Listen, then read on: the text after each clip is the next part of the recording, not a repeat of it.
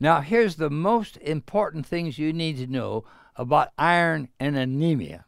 There's two kinds of anemia. One is a lack of iron. That's the commonest.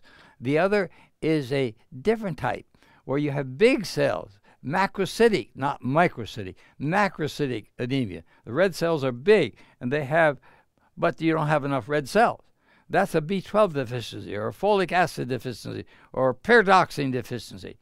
But the commonest one is an iron deficiency. That's a microcytic anemia. Now, if you have that, I've summarized what you need to know. You should have a normal diet, but without meat.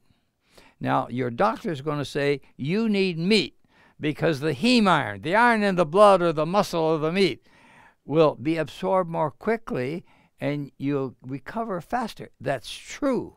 But you do get more type 2 diabetes, you get more intestinal cancer, and you get more heart disease because of that.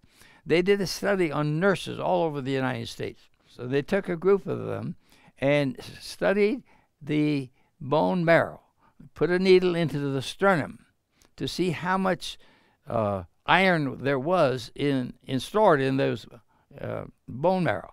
And they found out that the non-vegetarians had much more stores.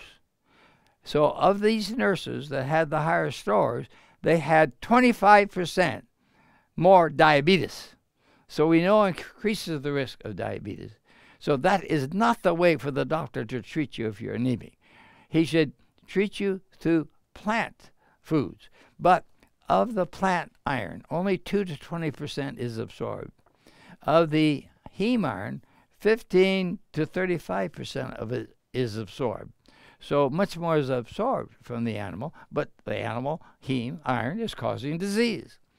So you should treat these people who are anemic because of iron deficiency with a plant diet. They should avoid the things that hinder the iron from being absorbed, like tea and coffee. A cup of coffee decreases the iron absorption by 50%. If you drink milk at the same time you're getting that food with iron in it, it decreases the absorption of the iron by about 50%. But if you get some vitamin C food, that helps a lot. Tomatoes, peppers, oranges, vitamin C food at that same meal will increase the iron absorption by 100%. So we need to avoid all the things that keep the iron from being absorbed from the plants and add the vitamin C to the meal. Normal daily blood loss for men is about 1 milligram. For menstruating women, it's 1.4 milligram. If you assume only 10% is absorbed, that means a man must get at least 10 milligrams of iron a day in his food, and the woman should get at least 14 milligrams. But you need to know this. The most important thing to find out is why you have low blood iron. Why is it low? Now, for a man who's not menstruating, that is a serious problem. He may be losing blood in his intestines. Could be from parasite. It might be from cancer. Now, the doctor says, woman, oh, she's just got a large flow from menstruation. But the women even should be checked to make sure this anemia isn't due to some other problem that's more serious, like a cancer, okay? Now, phytic acid and oxalic acid form insoluble salts with the iron, so the iron isn't absorbed. So you need to get foods, not like spinach. Spinach has too much oxalic acid. You don't absorb, but maybe 5% of the iron. You need to get foods that have the iron, but without the oxalic and the phytic acid. But phytic acid isn't all that bad. It decreases cancer risk.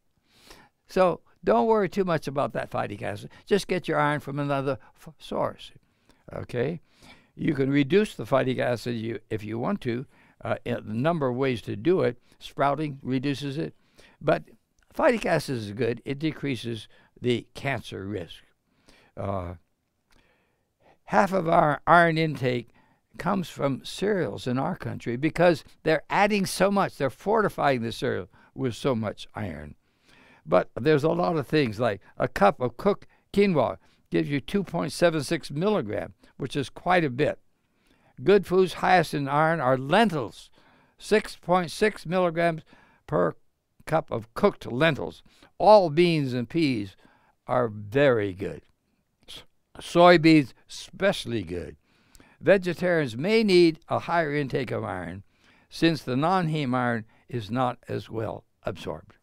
During pregnancy, women have a physiological anemia because there's more fluid in the bloodstream. So the red cells are further apart. So it looks like on the meter that they have less hemoglobin than they should. But really, during pregnancy, if it's not lower than 10 milligrams %, then we don't really think that's anemia.